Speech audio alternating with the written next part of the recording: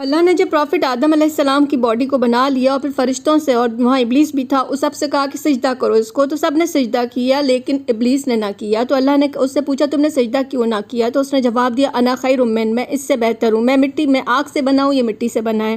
انسان مٹی سے ہے، شیطان آگ سے، تو اس نے اپنے تکبر کیا، پراؤڈ کیا، تو اللہ تعالیٰ نے اس کے پراؤڈ کی وجہ سے کہہ دیا کہ تم جنت سے نکل جاؤ اور ذلیل ہو کر رہنا۔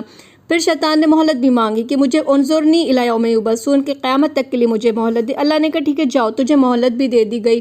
کیا مہلت تھی؟ کہ میں ضرور تیرے بندوں کو بہکاؤں گا، لأقعدن، میں بیٹھوں گا ان کے سیدھے راستے پر، اور ان کو سامنے سے، پیچھے سے، دائیں سے، بائیں سے، ہر طرح سے بہکاؤں گا۔